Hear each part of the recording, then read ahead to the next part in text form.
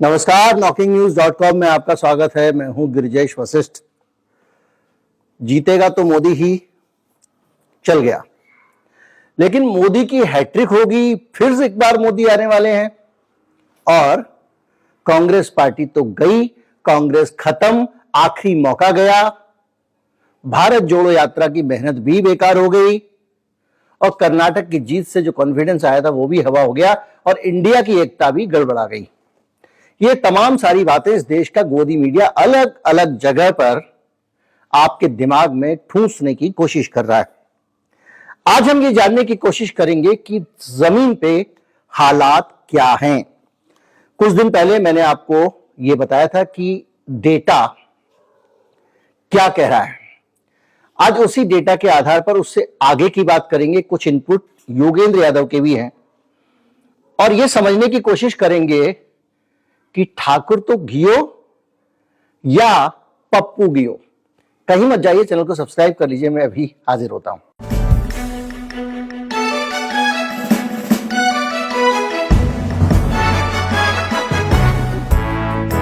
जिस दिन नतीजे आए उसके अगले दिन या शायद उसी दिन के वीडियो में मैंने आपको बताया था कि किस तरह से मोदी जी जीत कर भी हार रहे हैं और वो फंस गए हैं और कहां और किस तरह फंस गए हैं और किस तरह से 2024 का काम इस जीत के कारण उनके लिए मुश्किल हो गया है। अब वो बातें सामने आनी शुरू हो गई हैं और सबसे बड़ी मुश्किल जो हमें अपने आसपास आज दिखाई दे रही है वो मुश्किल है टिकट के बंटवारों की मुश्किल। और मोदी कितना मुश्किल में रहे होंगे इसका अंदाजा आप इससे लगा सकते हैं कि मुख्यमंत्री का कैंडिडेट तय करने में उस मोदी शाह की जोड़ी को कई दिन लग गए हैं, जो एक झटके से किसी को भी मुख्यमंत्री बना देती थी। धामी को ठलाया बना दिया, खट्टर को लाए बना दिया, कहीं से भी निकाल के किसी को। गुजरात के जो मुख्यमंत्री बनाए कोई जानता तक नहीं था। लेकिन आज पहली बार मोदी जी के लिए अपनी ही पार्टी का मुख्यमंत्री का उम्मीदवार तय करना सबसे मुश्किल काम है। तलवार की धार पर चलना है और इसीलिए इतना टाइम लग रहा है। और मैंने आपको बताया था कि इन नतीजों में क्या गड़बड़ है। मैंने आपको यह बताया था कि किस तरह से मोदी शाह के जो भी दांव वो चलते हैं वो लंबे समय बाद उल्टे पड़ने लगते हैं। कुछ चीजों में बहुत एक्सपर्ट हैं, इसमें कोई शक नहीं। इसके लिए मैं पहले भी तारीफ कर चुका हूं कि एंटी इनकम्बेंसी को मैनेज करने में उनका जवाब नहीं है। सारा माहौल उनकी पार्टी की सरकार के खिलाफ होगा, फिर भी वो मैनेज कर लेते हैं। लेकिन इस बार उन्होंने एक दूरदर्शिता की कमी की और वो ये की कि पार्टी को, जैसे वो हाईकमान कल्चर का भी सुपर हाईकमान कल्चर बीजेपी में आ गया है, जो कांग्रेस में कभी होता था, उसका इस्तेमाल करके कई बड़े नेताओं को एक तरफ बर्फ में लगाने की कोशिश की। पहले शिवराज सिंह की तरह तरह से उपेक्षा की, शिवराज सिंह को एक तरफ डाल देने की कोशिश की। कैसे की ये मैं कई वीडियो में रिपीट कर चुका हूं। और इसी तरह से वसुंधरा के साथ भी हुआ, उनको अपमानित तक किया गया। नतीजा क्या हुआ? नतीजा यह हुआ कि आज वसुंधरा को हाथ लगाने से पहले पार्टी कांप रही है। वसुंधरा अपने घर पे अपने विधायकों को बुलाकर, समर्थक विधायकों को बुलाकर यह संकेत दे चुकी हैं कि वो ऐसी हालत में हैं कि कांग्रेस के साथ जब चाहें तब राजस्थान में सरकार बना लें। और यही वजह है जिसके कारण दिल्ली वाली सरकार को डर लग रहा है। डर इसलिए भी लग रहा है, राजस्थान में सरकार किसकी बन जाएगी, इससे बड़ा दूसरा डर जो है वो डर ये है कि 2024 को लेकर धुकधुकी लगी हुई है। 2024 को लेकर धुकधुकी क्यों लगी हुई है, इसके लिए आपको आंकड़ों को समझना पड़ेगा। आंकड़े मैंने कुछ आपको बताए थे और यह बताने की कोशिश की थी कि किस तरह से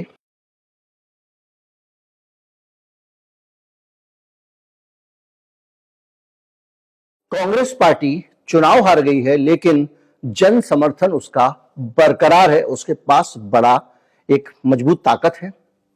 पिछले लोकसभा चुनाव से 10% अधिक वोट इस बार आए हैं कांग्रेस पार्टी के पास और तीनों राज्यों का मैंने आपको अलग अलग विश्लेषण बताया था। अब एक विश्लेषण उसी को आगे बढ़ाते हुए योगेंद्र यादव की तरफ से आया है। योगेंद्र यादव ये कह रहे हैं कि इन तीनों राज्यों से अगर कांग्रेस पार्टी कुछ भी गेन नहीं करती है, कुछ भी, तो भी वो घाटे में नहीं रहने वाली है, क्योंकि उसके पास में इन राज्यों में सीटें ही नहीं है। छत्तीसगढ़, मध्य प्रदेश और राजस्थान, समान चीज मैंने आपको बताई थी। और उनका कहना यह है कि इन राज्यों से कांग्रेस पार्टी का भविष्य ना बनना था ना बिगड़ना था, क्योंकि ये तो बीजेपी के स्ट्रांग होल्ड है ही। लेकिन इसके बावजूद उन्होंने यह बताया है कि किस तरह से बीजेपी के हाथ से चीजें इन चुनावों में छीनकर कांग्रेस के पास चली गई हैं। 2024 का जो प्रोजेक्शन उन्होंने किया है वो इस आधार पर किया है कि कितनी विधानसभा सीट में कितने कितने वोट किस पार्टी को मिले। मान लीजिए कि एक लोकसभा में 7 विधानसभा है, तो उन 7 विधानसभा सीटों में मिला के दोनों पार्टियों के वोट उन्होंने कंपेयर किया कि कौन लोकसभा का चुनाव जीतेगा। मध्य प्रदेश में लोकसभा की 28 सीटें हैं, जिसमें 2029 में 29 सीटें हैं, माफ कीजिएगा, और 2019 में 28 सीटें बीजेपी को मिली थी। और योगेंद्र यादव का कहना यह है कि एक ही कांग्रेस को मिली थी। लेकिन अब इन चुनाव के नतीजों को अगर आप लोकसभा पे मैप करो, यानी कांग्रेस पार्टी से जरा भी नहीं बढ़ती है, बीजेपी जरा भी नहीं बढ़ती है। ये जो 2023 के नतीजे हैं विधानसभा चुनाव के, इन्हीं को अंतिम मान लिया जाए, समय बहुत ज्यादा नहीं, 6 ही महीने हैं लोकसभा में, तो कांग्रेस को मध्य प्रदेश में जो 1 लोकसभा सीट होती थी वो अब 5 हो जाएंगे, यानी 4 लोकसभा सीटें इस बार के चुनाव में जो आई है वो कांग्रेस का वोट बढ़ गया है, यानी कांग्रेस ने उससे पहले वोट बढ़ाया है। दूसरा, छत्तीसगढ़ में भी जो 2 सीटें होती थी कांग्रेस की वो 1 होने वाली है, वो 3 होने वाली है, यानी 1 सीट का फायदा छत्तीसगढ़ में कांग्रेस को हो रहा है इस हालत में जब ये राज्य हारे हैं। और राजस्थान में तो उन्होंने बहुत जबरदस्त आंकड़ा दिया है। राजस्थान में 24 सीटें बीजेपी के पास थी, 1 उनके किसी सहयोगी के पास थी, 25 की 25 सीटें बीजेपी के पास थी। और योगेंद्र यादव का जो अनुमान है, उन्होंने जो कैलकुलेशन की है इसी तरह से कि इनको विधानसभा सीटों को, जो विधानसभा सीटें जिस लोकसभा में आती है वहां रख दिया, दोनों पार्टियों के सारे वोट जोड़ लिए, उसके आधार पर वो कहने कि 11 सीटें, 25 में से 11 सीटें कांग्रेस पार्टी आज की तारीख में राजस्थान में जब वो चुनाव हारी है छीनने की हालत में है बीजेपी से। यानी जो गेन है कांग्रेस का वो हर हालत में गेन है।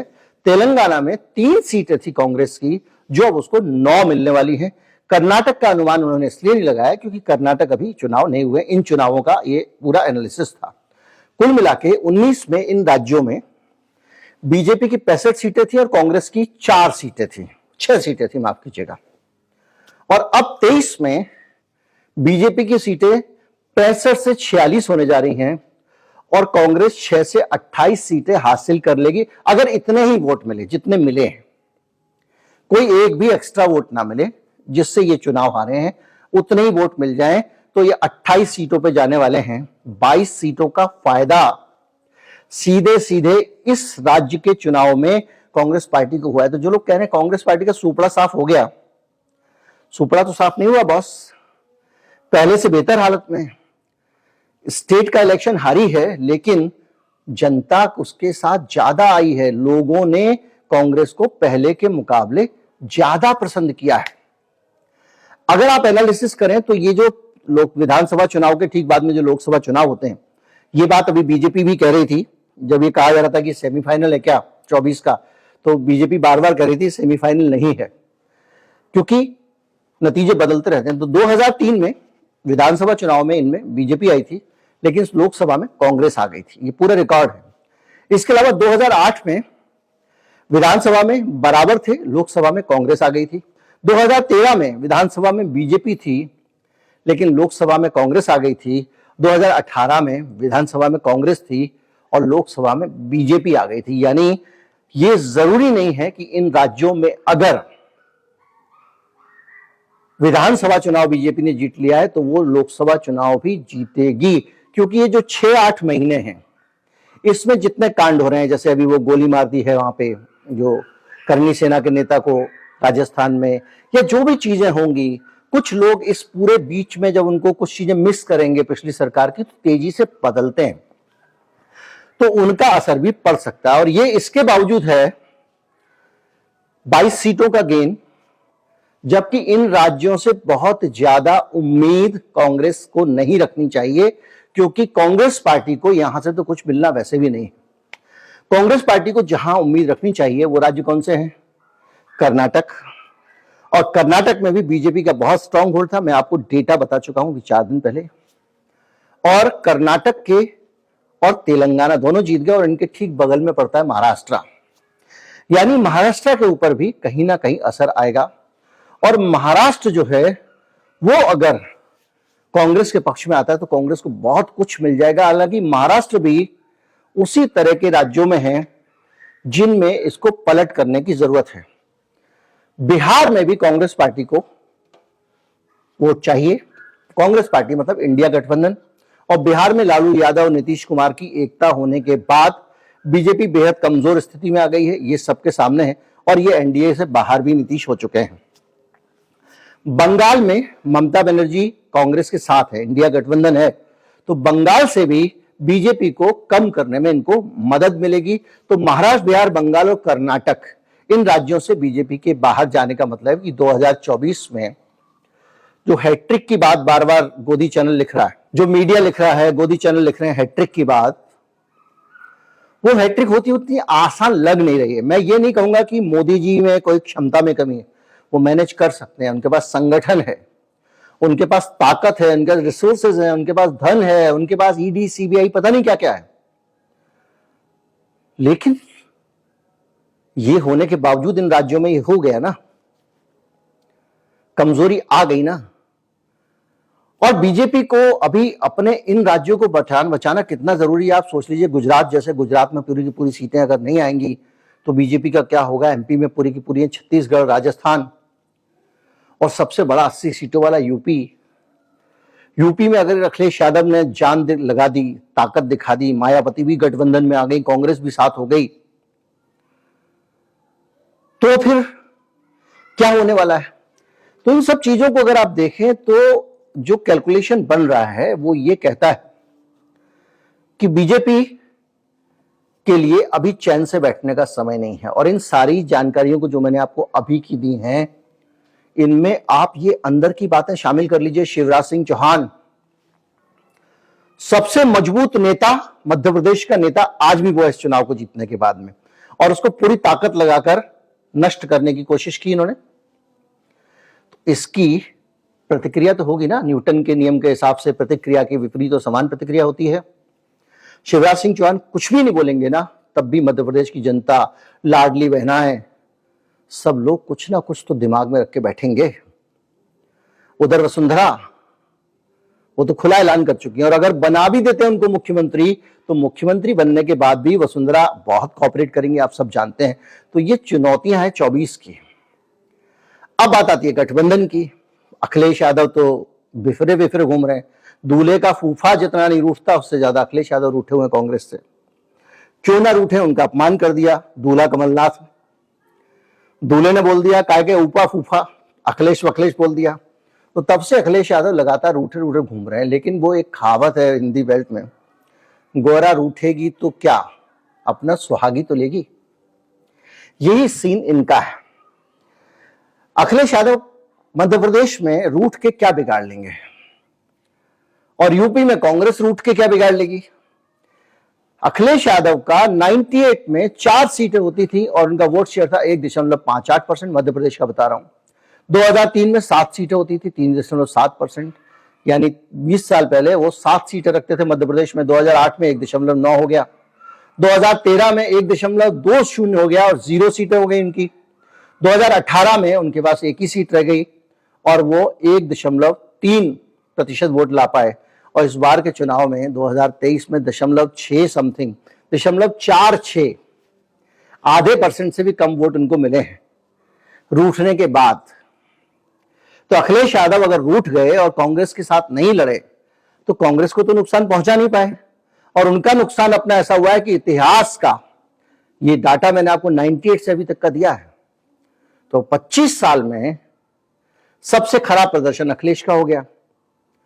तो अखिलेश यादव अगर इस गठबंधन से बाहर जाते हैं तो किसी का कुछ नहीं बिगाड़ लेंगे भैया।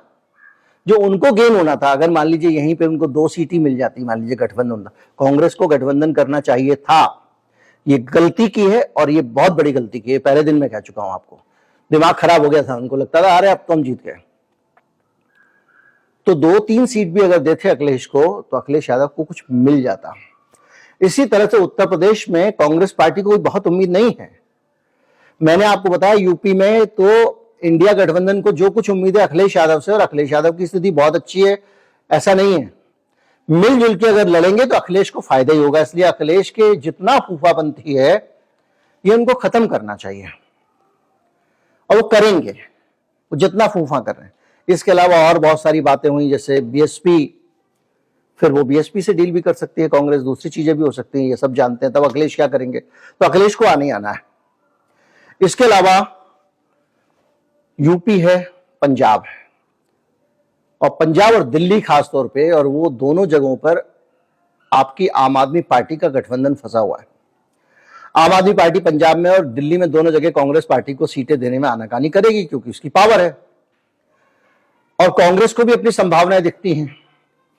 लेकिन केजरीवाल के जब सारे नेता जेल में और खुद केजरीवाल खतरे में हैं, कब जेल में डाल दिया जाए, ऐसी हालत में केजरीवाल के पास गठबंधन के अलावा कोई विकल्प नहीं है। इसलिए गठबंधन उधर से भी सेफ है। नीतीश आए नहीं थे क्योंकि उनका पेट खराब था और उनको सर्दी लग गई थी, यह भी उन्होंने बता दिया है। स्टालिन इसलिए नहीं आए थे क्योंकि उनके भारत तो कुल मिला के ये जो एकता वाला जो बात थी, एकता भंग हो गई है, खत्म हो गई है 24 में, अब क्या होगा, वो सब भी बातें अब हवा होती दिख रही हैं। निचोड़ ये है कि सारी चीजें अगर आप मिलाएं तो एक तस्वीर बनती है जो ये कहती है कि 24 की चुनौती बहुत बड़ी है। तो जो असेसमेंट आ रहे हैं उसके हिसाब से अभी देखिए, मैं आपको बताऊं, कोई कितना भी वीर बहादुर जब अपनी जान पे आती है ना तो घिग्गी बन जाती है। मोदी शाह पूरे समय खुलकर खेलते हैं, उनका कुछ रिस्क पे नहीं होता था। इस समय वो खुद रिस्क पे है, उनका चुनाव रिस्क पे है। नाराजगी सीधे मोदी शाह से है, चाहे वो वसुंधरा की हो, चाहे रमन सिंह की हो, और चाहे शिवराज सिंह की हो। और अभी मुख्यमंत्री बनने के बाद जिन लोगों का आपने करियर खराब कर दिया, जो केंद्रीय मंत्री था उसको आपने विधायक का चुनाव लड़ा दिया, उससे इस्तीफा भी ले लिया, तो वो सब लोग हैं। तो ये सब लोग अंदर से, मन से तो माफ नहीं करेंगे ना, जैसे मोदी जी मन से माफ नहीं करते हैं। तो इसका असर कहीं ना कहीं तो आएगा। और तब, जबकि कांग्रेस पार्टी मैच जरूर हार गई है लेकिन खेली खराब नहीं है। वर्ल्ड कप याद कीजिए क्रिकेट का, अभी हाल में हुआ है, क्या शानदार जीतती चली जा रही थी टीम इंडिया, आखिर में हार गई। अब आप टीम इंडिया चाहें तो कांग्रेस बीजेपी को मान लें, लगातार उसकी विजय का चल रहा है और हार गई, और चाहें तो कांग्रेस को आप मान लें, हारती आ रही है, और फिर भी हार के भी इन चुनावों में वो कहीं ना कहीं जीती और मोदी जी जीत कर भी हारे। और अब ऐसा गणित फंस गया जिस समय मनमाना फैसला नहीं ले सकते, हर फैसले के लाभ हानि है, इसीलिए इतने दिन लग रहे हैं। तो जो लोग कहते हैं हैट्रिक हैट्रिक हैट्रिक, हैट्रिक हो सकती है, कोई मैं ये इनकार नहीं कर रहा हूं नहीं होगी।